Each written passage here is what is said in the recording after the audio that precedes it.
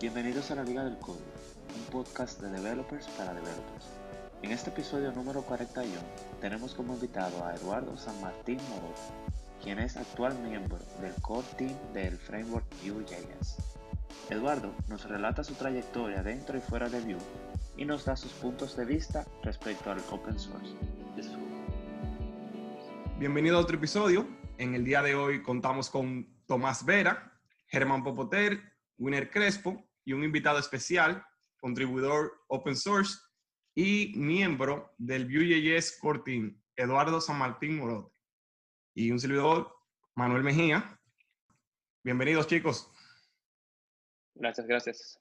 ¿Algún evento especial en su semana que quieran compartir? Bueno, esta semana fue mi primera semana después de vacaciones. Yo entré el jueves al trabajo y fue como que, yo duré un mes y pico de vacaciones y fue como que volver de nuevo a la empresa, como conocer todo desde el principio. Yo no me acuerdo qué yo hacía, qué la empresa hace y fue como que comenzar a aprender lo que estaba pasando en la empresa desde cero, básicamente. No, bueno, pero yo quisiera que a mí me dieran una bienvenida como te la dieron a ti. Ah, sí. Porque el Fue primer en un día de spa Winner, y qué sé yo qué. dime, ¿qué día de trabajo es eso, por Dios? Sí. ¿Les regalaron un SPAD?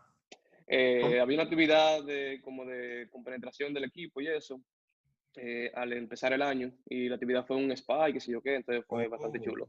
Pero Sí. bien. Buena Qué forma lindo. de regresar al trabajo, sí. Pero trabajaste al final, en el día. Ese día no. Ni que ni el día ni la semana.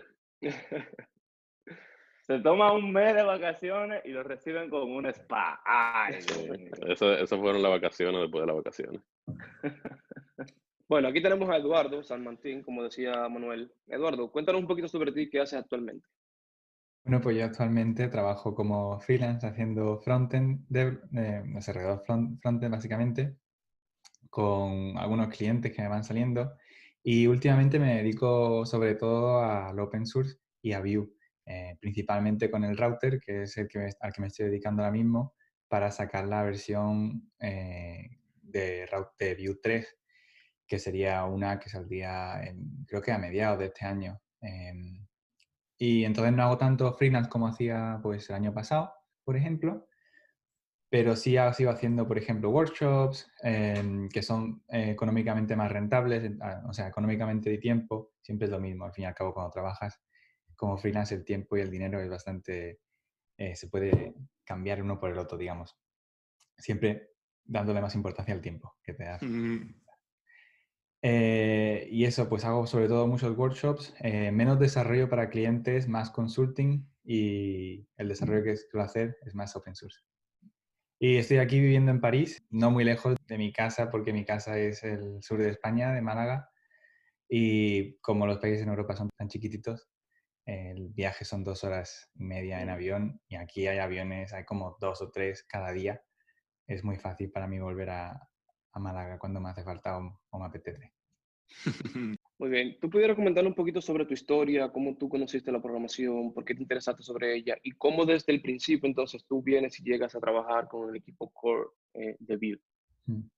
Pues yo empecé a toquetear un poco de informática, como mucha gente a la que le gusta, que es tienes un ordenador y te apetece ver qué puedes hacer y descubre la programación, pues porque al principio, sobre todo, ahora no tanto, porque ahora hay más interfaces y tal con las que puedes hacer cosas, pero antes no tenías mucha lección. E incluso cuando yo empecé con Game Maker, que es un programa para hacer juegos, que ahora forma parte de YoYo Games y creo que sigue teniendo, ahora se llama Game Studio a lo mejor, pero en la época en la que yo empecé era la versión 6, ya tenía ya 6 versiones, no sé a cuál estarán hoy. Y era un lenguaje parecido al C y al C++, o al Delphi, que estaba basado en Delphi, creo. Y tenía una interfaz gráfica en la que podías hacer arrastrar bloques de lógica, como un poco como lo que existe hoy en día es que no sé cómo se llama el programa ese, ni idea. Y Bueno, es como que es colorido y es para chicos, o sea, para niños pequeños y para que puedan aprender un poco la lógica, la programación, los algoritmos.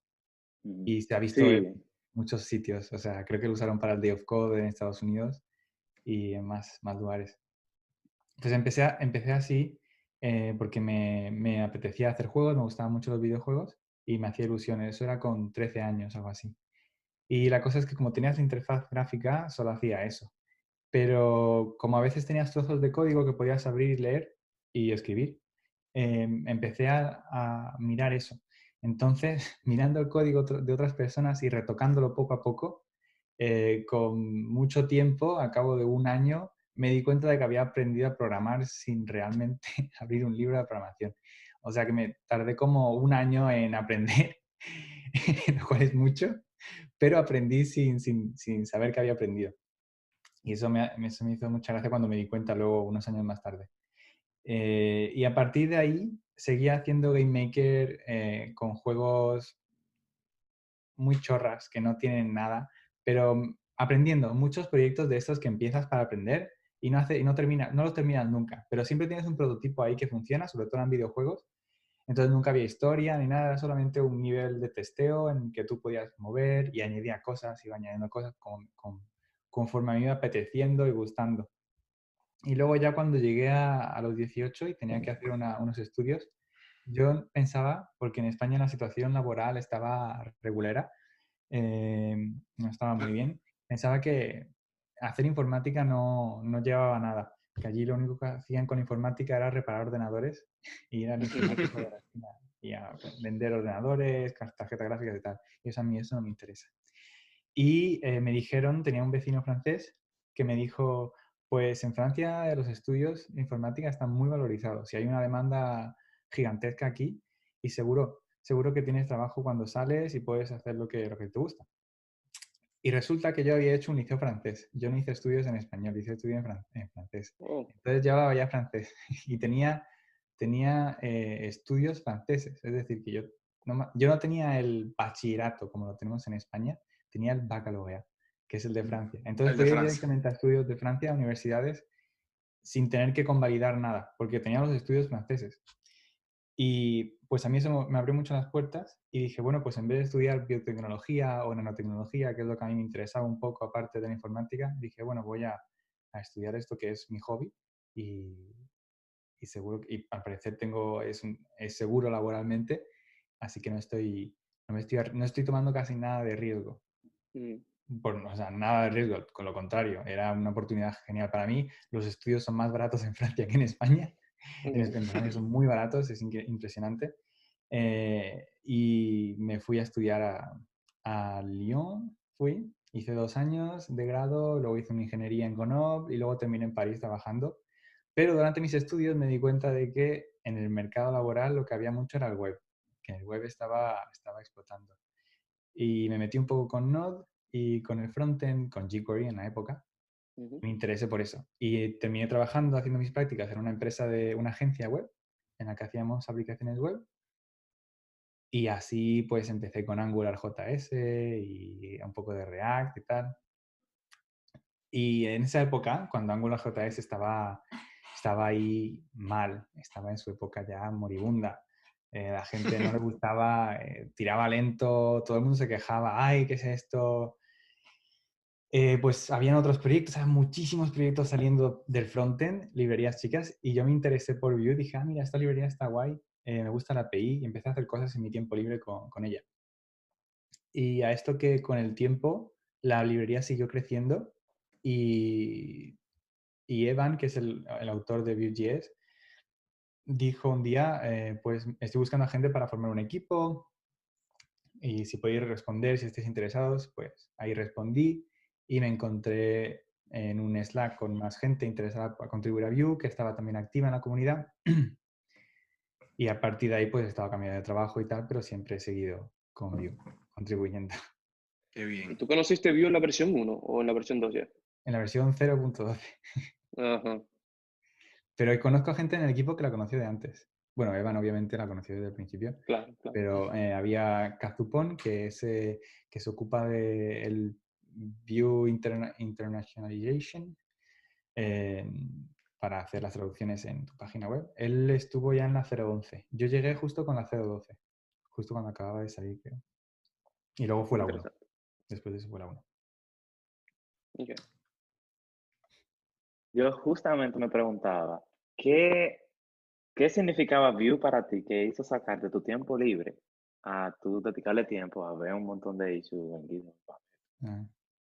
Pues mira, pues resulta que cuando estás al principio, cuando sales de universidad y eres joven, no tienes ninguna obligación ni nada, es el momento para desperdiciar tu tiempo en aprender. Y cuando digo desperdiciar, pero no es desperdicio, obviamente. Es simplemente que vas a usar más tiempo, no lo vas a usar de forma óptima, pero todo lo que vas a aprender y todo lo que vas a poder evolucionar como profesionalmente, sobre todo, te va a servir enseguida. Y es lo que hice cuando salí de universidad. O sea, yo en la universidad tenía mucho que estudiar, también hacía mis cosas en mi tiempo libre. Bueno, no salí tanto como hubiese gustado, que también me arrepiento un poco a veces, ¿no? Pero haber hecho más de fiesta y tal, pero se recupera luego la fiesta. Mientras antes de los 30 y algo, se puede recuperar la fiesta y la he recuperado, creo.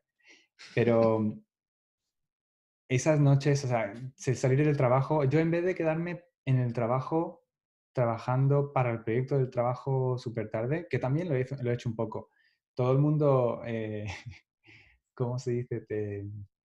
En francés se dice se faire avoir, que es como te la meten doblada, decimos en España, eh, A que que es te juzgo o Workaholic. algo. se aprovechan de ti. ¿Cómo decís? Ah, ¿Cómo has dicho? No, yo no, yo pensé que pensé que ellos... era workaholic, ¿verdad? Como... Sí, sí, un poco, sí, porque se aprovechan de ti en las startups y tal.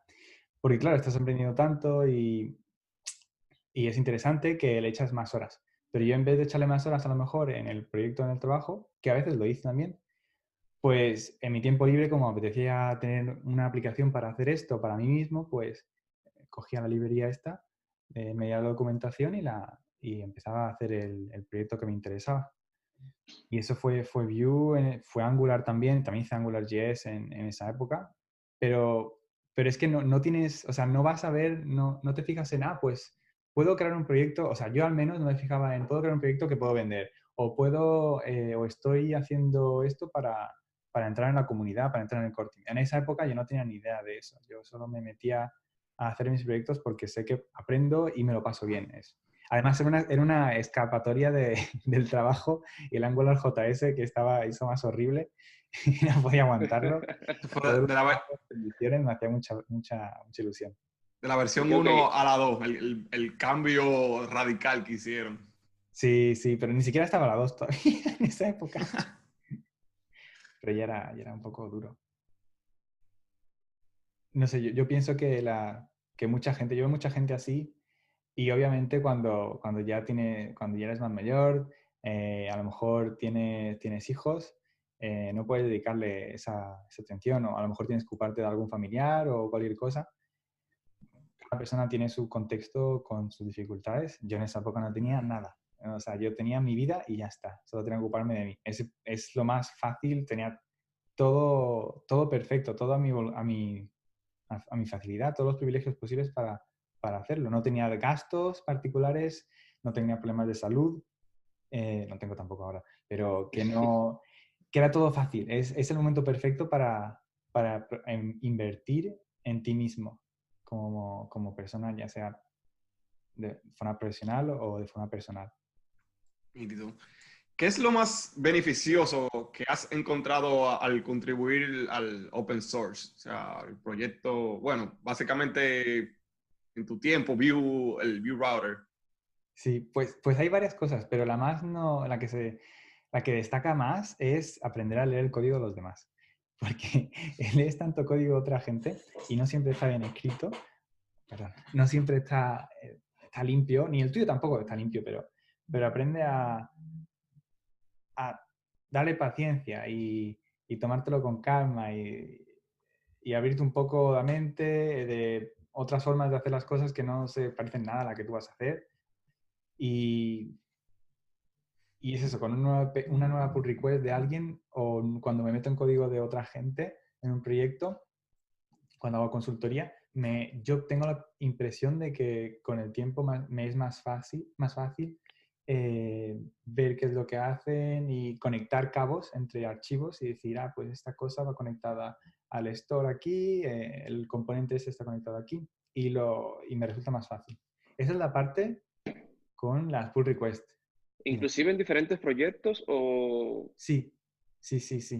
Siempre ha sido web, obviamente. Ya no hago, pero Porque incluso... yo he notado esa misma reacción en mí, leyendo código de otras personas, pero luego que ya yo tengo un tiempo conociendo el codebase en el que estoy trabajando. Pero a veces cuando estoy trabajando en otro proyecto, entonces no es tan fácil como en el que tengo más tiempo trabajando. Sí, Por eso sí, te preguntaba. pero por eso cuando acostumbras bastante a leer código de otras personas y cambiar ese contexto que tienes de un proyecto, en vez de estar en un solo proyecto, cambias el contexto entre varios proyectos, se te hace más fácil el cambio de contexto. Interesante. O eso es lo que yo he notado personalmente. Y luego, aparte de eso, eso es de leer código cuando quieres contribuir o leer pull request, o cuando quieres hacer tú mismo una pull request. Aparte de eso, lo que sí he aprendido más personalmente es a la comunicación. Porque no... Claro, es en inglés, no es mi lengua nativa. Bueno, incluso hubiese sido en español también hubiese aprendido. Pero a comunicar de una forma un poco más humana con la gente, sobre todo cuando estás en línea, donde no hay voz, no hay sentimiento, o bueno, sí lo hay, pero tienes que transmitirlo, tienes que hacer el esfuerzo de transmitir ese sentimiento mediante las palabras y las expresiones que escojas. Y es fácil aparecer rudo o herir a alguien o herirte tú mismo.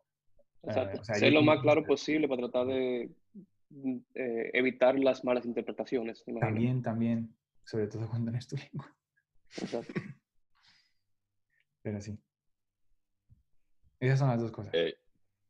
Yo tengo, son dos preguntas que te tengo, pero la primera es, yo soy similar a ti en el sentido de que yo aprendo como haciendo proyectos. No solo eso, sino como que soy más de eso, de leer código y de irme a lo práctico y luego ver cuál es la teoría detrás de eso. Mi pregunta sí viene en sentido de tú a veces crear side projects, es como un poco del escape del día a día del trabajo. Y eso como que me mantiene como más fresco trabajando con otras tecnologías que quiera trabajar. Entonces yo te quería preguntar, dentro de ese contexto, ¿cómo fue que tú llegaste a open source? O sea, en sentido de que, ok, tú querías crear cosas, tú quizás encontrabas librería, pero ¿qué a ti personalmente te motivaba a tú contribuir? O sea, ¿era cosas que tú encontrabas que fallaban, cosas que pudieran hacer mejor? O sea, ¿cómo tú llegaste a eso? Yo llegué a eso porque me interesé por el proyecto y no sé qué Yo, o sea, sí recuerdo, a mí Vue en particular, la API, la forma de trabajar, hizo clic conmigo. Fue como un amor a primera vista, pero de API. Me pareció como que era mi forma de pensar y cuando yo estaba aprendiendo el framework, cuando quería hacer algo, intuitivamente iba a hacerlo de la forma que tenía que ser. Y entonces lo hacía y funcionaba, o funcionaba a medias, o a lo mejor me imaginaba la forma de hacerlo y iba a la documentación, porque la documentación era muy buena también. Y, era instantáneo, era como, sí, esto tiene que ser así. O sea, no hacía falta sentirme atraído por la descripción o lo que sea. Entonces luego a mí me interesó más ver lo que la gente hacía y qué pasaba en el repositorio en sí. Y ahí es cuando me suscribí a las issues de repositorio y estaba más atento y respondía a lo que la gente hacía, porque también cuando no conoces tanto algo y estás aprendiéndolo, ver cómo otra gente lo usa te enseña mucho también otras formas de usarlos a las que no hayas pensado y te abre puertas a comprender esa librería. Y por eso me interesé, me suscribí, miraba las issues que se abrían y respondía de vez en cuando también. Y así es como, por ese interés de aprender, es como empecé a contribuir al open source, con comentarios y cosas así, antes de hacer mis primeras pull requests en otras librerías o en Vue en sí. Tú sabes, yo tuve la Okay. experiencia de que hubo un tiempo que yo traté de dedicar como tiempo constante, semanal, a contribuir open source y comencé a buscar proyectos que fueran como que medio de renombre para tratar de contribuir ahí. Y en ese momento estaba utilizando Vue y era una librería que me llamaba mucho la atención. Por lo mismo que tú decías, fue como muy fácil de aprender, fue muy fácil de implementar. Y como que cada vez que yo iba haciendo las cosas era como que muy straightforward. Y la documentación preciosa, es una de las cosas que más me gusta de Vue. Y en ese momento entonces yo fui a Vue y traté de ver los issues que habían. Fue bastante difícil para mí poder encontrar un issue en el cual yo pudiera trabajar. Después fui al Vue Router, fui al Vue CLI y lo mismo, fue como que bastante complicado y yo duré, qué sé yo, quizás 2 días trabajando en un issue, tratando de resolverlo, pero al final quizás el code base era suficientemente grande, lo cual hacía que yo no podía entender algunas cosas específicas de cómo la data se comunicaba, ese tipo de cosas. ¿Qué recomendación tú darías para ese primer pull request en un proyecto como ese? Pues hay varios factores a tener en cuenta. Porque Vue el proyecto de Vue a lo mejor no es, o sea, no, los proyectos open source varían bastante. Cuando un proyecto open source empieza a tener renombre y a ser consultado por mucha gente como el Vue, va a haber gente mirando la misma cosa al mismo tiempo. Entonces, tiene riesgo de que tú empieces a trabajar en algo, aprendas con ello, no es tiempo perdido, pero que no termine siendo una pull request porque otra persona envíe esa pull request o luego o a lo mejor el mantenedor mismo, esa persona misma, ella envíe la corrección directamente. Sí, me pasó varias veces que estaba a punto de terminar y de Y, ya- repente, puf, hay un pull request hecho. ¿Y qué pasa? Ah, y había otra ya hecha. Sí. ¿Por otra persona o por...? Por otra persona generalmente. Porque eran issues como que ¿cómo es que le hacen el label? De first... Ah, good first issue, sí. exacto, cosas como esas, que no eran tan difíciles, me imagino que los contribuidores no se ponían a eso porque, ¿verdad? Y yo Pero, cuando pongo una label así, porque generalmente tengo cosas que hacer, o sea, yo tengo el día siempre lleno siempre hay cosas que hacer. Entonces, si veo que hay una issue que a lo mejor es accesible para un usuario y tampoco a lo mejor no es tan prioritaria, o sea, no tiene por qué ser exacto. corregido rápidamente, pues good first issue y a ver si alguien la toca. Incluso en el router, incluso en Vue Next, hay to-dos y tal, que a lo mejor no es tan prioritario, pero yo sé que Evan pone to-do porque la gente lo mira y hace una pull request. Y como no es prioritario, pues la gente lo mira. Pero es que el problema es que cada proyecto va a tener como sus reglas un poco no escritas. Esas reglas no están escritas, es más darse cuenta. Y en Vue no todo el mundo tiene tanto tiempo o sea, la gente no está a tiempo completo, excepto Evan, Soda T, y ya está, y yo casi a tiempo completo ahora, pero no. Y Guillaume también le pasa mucho tiempo. Entonces no puedes saber si una persona si cuando tú haces una pull request, esta va a ser revisada y va a ser eh, merge en la semana o algo así. A veces no ocurre eso. Entonces está claro que cuando tú quieres contribuir y saber que vas a tener un feedback, si te fijas en bugs, por ejemplo, tienes más probabilidades de que la gente se fije, o sea, los mantenedores se fijen en eso porque es más importante. Las feature requests, a menos que estén aceptadas, como que, o sea, que la gente, que los mantenedores digan, ah, pues sí, esto habría que hacerlo, y sean fáciles, o sea, que no sean complicadas y que todavía no haya zonas grises, pues es más difícil de hacer una contribución ahí. Y luego están las RFCs, el simple hecho de comentar, de dar feedback, de encontrar errores, eso ayuda, eso es una contribución. Hacer una RFC es un poco más trabajo, porque tienes que hacer el documento ese, y yo entiendo que a mucha gente le dé pereza rellenar todo eso.